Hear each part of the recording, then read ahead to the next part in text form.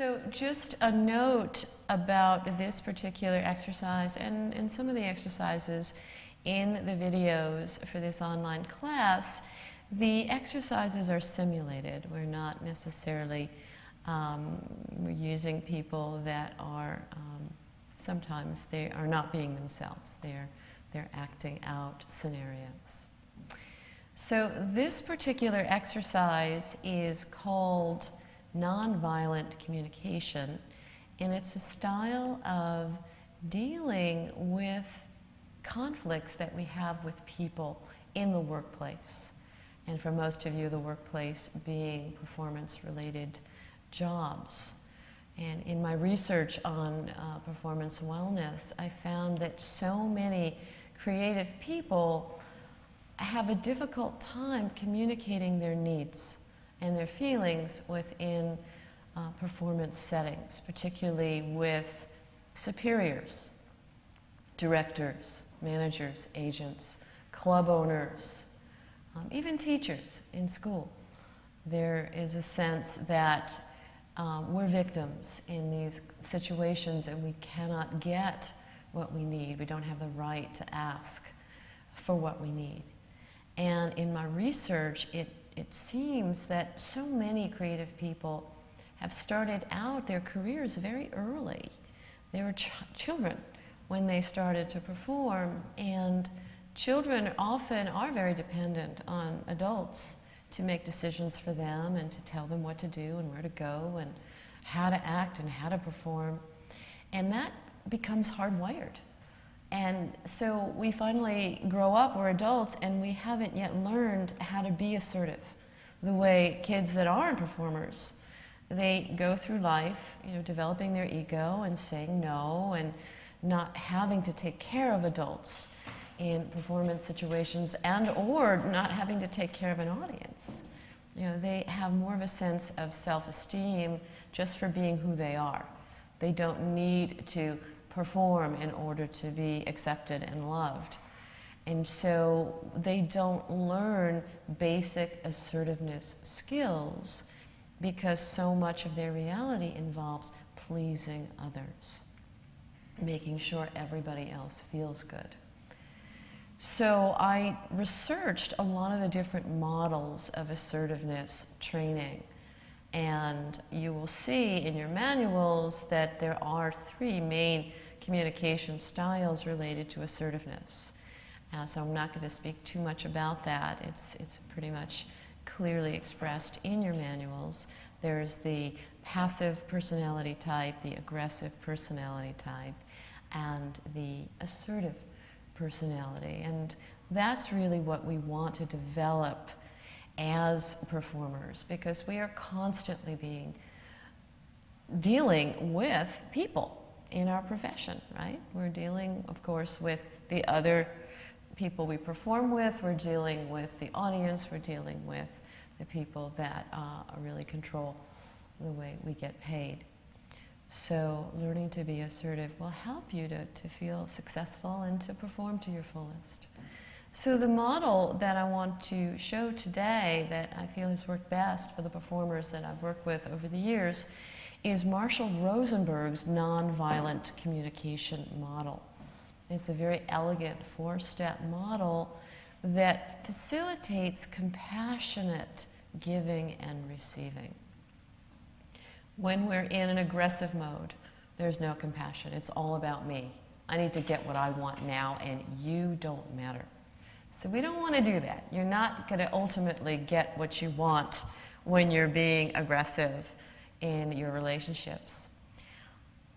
On the other side, there's the passive personality, who basically is taking that victim stance and basically says, well, you don't really want to help me, but I'm going to ask you anyway, just in case you might want to pay me for that gig that I did. I know that it wasn't that great, but maybe you can consider giving me my paycheck. Okay, so that's a really extreme example of the passive communication style, and obviously that person is annoying and they're not going to get what they want. So the nonviolent communication model is basically looking at what behavior is causing some discomfort within you and finding a way to communicate that to the person that you're grappling with and making requests to get what it is that you need so that you can do your job well. So the 4 steps are, number 1, not judging the other person and instead observing, telling that person what behavior they're doing that is creating a certain feeling in you. And that feeling part is step number 2. For example, when you don't pay me when you say you will, I feel angry because, step number 3, my need is to be paid on time because I have bills to pay and I need to do that in a timely fashion. Okay? Step number 4 then is making a clear request to that person about meeting that particular need. So they might say, I would like to be paid on Fridays every week, as we agreed upon in my contract. And that is the whole elegant process. And many people don't realize that you really can get what you need if you're not confrontative, if you're not aggressive, if you're not passive, that you can just ask and it will be given to you. So I want to demonstrate something with Jim here so that you can see how this could work for you as well in solving some kind of relationship issue that you have in your particular performance career. So Jim, you were going to talk about your work as an actor. Okay, I'm an actor in a smallish play that's in rehearsal now. And in the beginning it went well. I didn't love the director, but I was excited they had this part, this kind of supporting part. And I liked the script and I thought it was going well. Then there were changes in the script. The lead actress turned out to be very difficult. And the director then proved himself to be basically a total jerk. And so whenever I'd walk in, I'd have a sense that now it's going to begin. He's going to start being angry with her, and then it's going to bleed into being angry with me, even though I know my lines. And this whole thing would play out time and time again.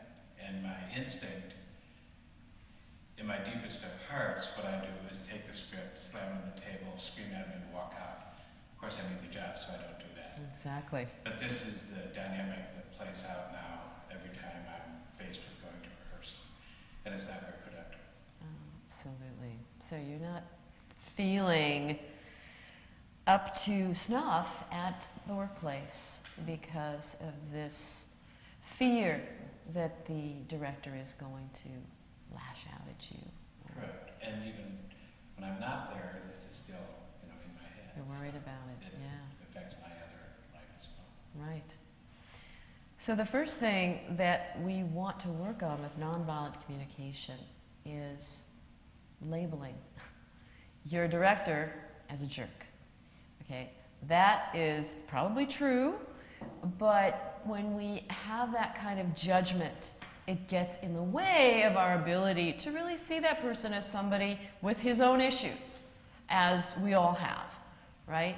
So can you let go of that judgment and tell me what behaviors does your director do that is creating this anxiety in you?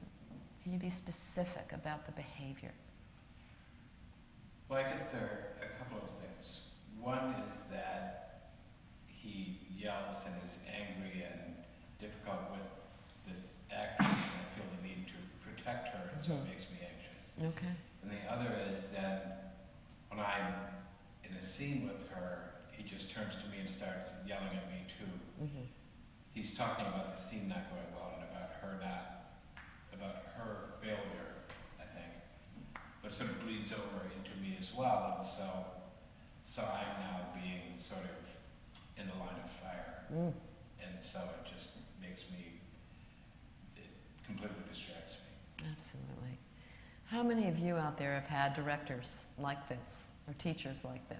Yes, everybody. So this is a really good thing to work on, Jim.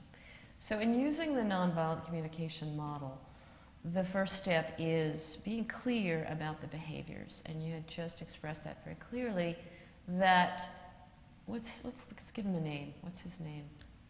Your director. His name is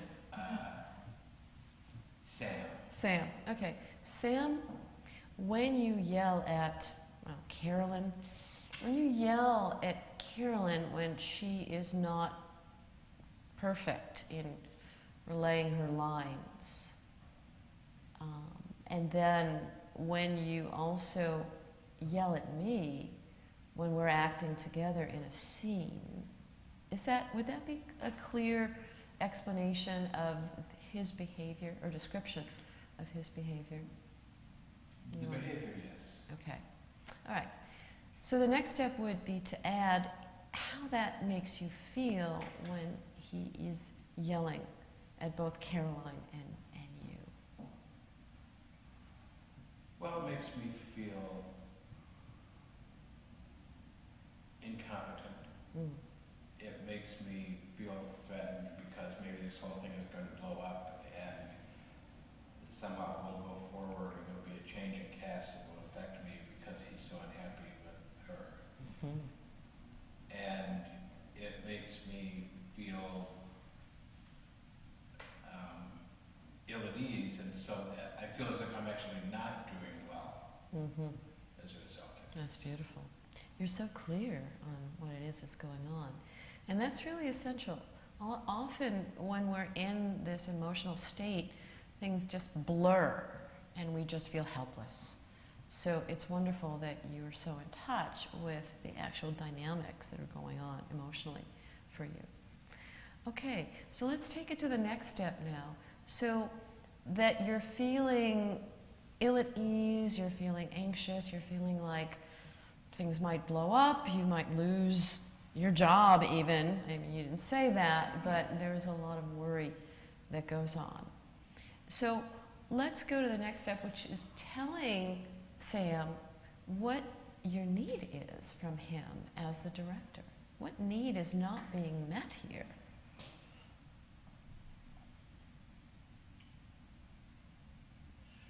Well, I think I need for him to separate his issue with Carolyn from the way he's engaging with the whole play and the cast, so that he works with her individually to improve her performance and works with me to improve my performance instead of just letting this anger bleed over everything. That's very clear.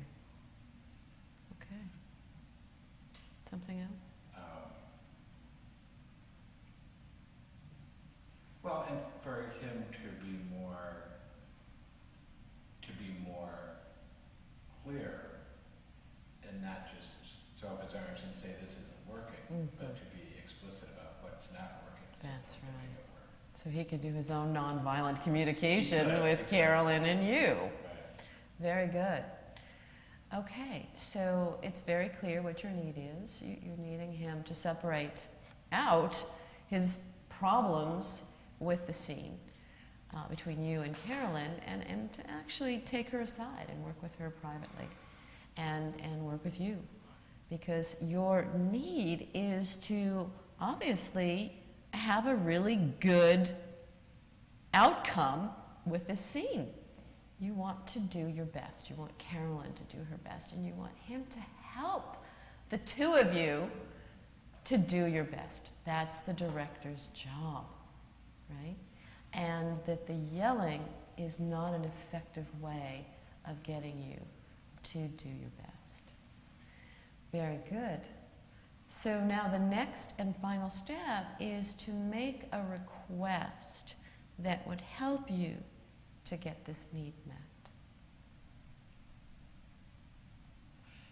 And that's difficult without accusing him of being incompetent or worthless as a director, and with me as, the second banana, sort of usurping his role, but at the same way trying to tell him what I need, which is I think what we all need. So probably the best way, as you say, is not to start by saying you're a jerk, but by saying, I think it would help me if we could work privately on my lines, and maybe if you work privately with Carolyn, and then we could together try to be more productive in a calmer way. Okay, that's lovely.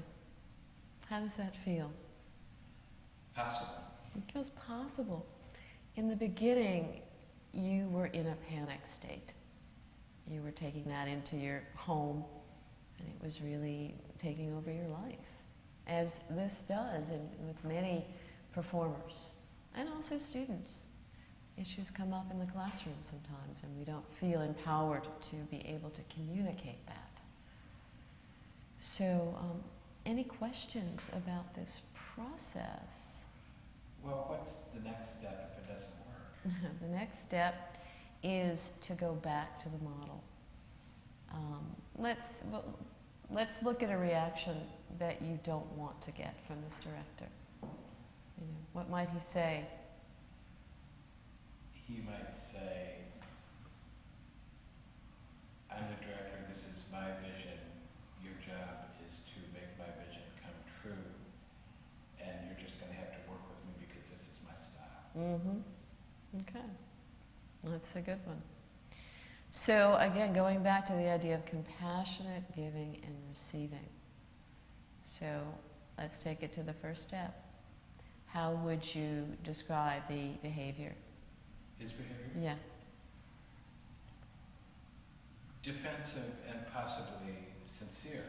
He's not part of our script, and so this maybe has worked for him before, and this is how he's handled situations like this before. Right. And so he's not going to follow my orders to be a different guy. He's who he is. Right. So you can say, I understand that this way of treating your actors has worked for you in the past, and that you have a certain vision with your directing style. And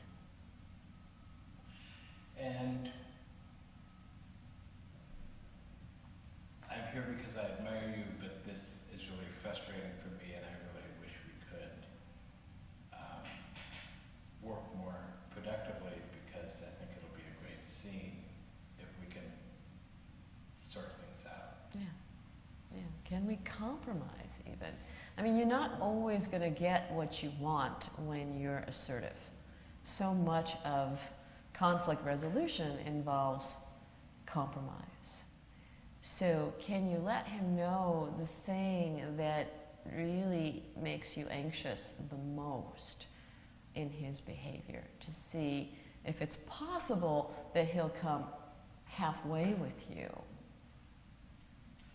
Yes, I think that's true. And I can talk about how I feel like his issues with Carolyn are bleeding into his interaction with me.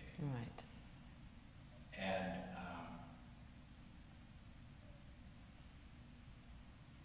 reasonably, he'd take that into account as he continues. And I suppose reasonably, I would have to separate myself off from the scene too, and not feel like I have to protect Carolyn if he's yelling at her, not me, but let her be an independent actor as well. Interesting. That is really a great insight, that we can't fight other people's battles. Many creative people are so sensitive that they take on everybody's pain, and that is not really going to help the other person.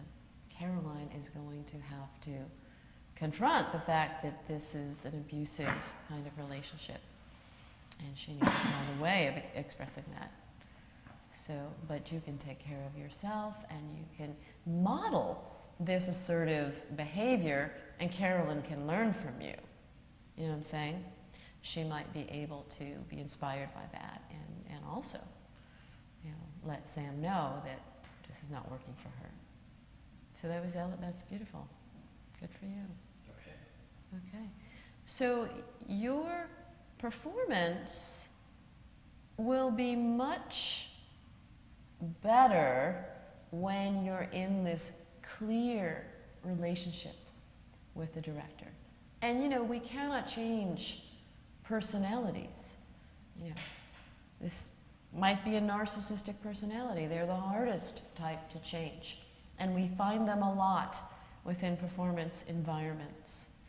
But we cannot just, you know, bow down and surrender because this is your life and you have to take care of it.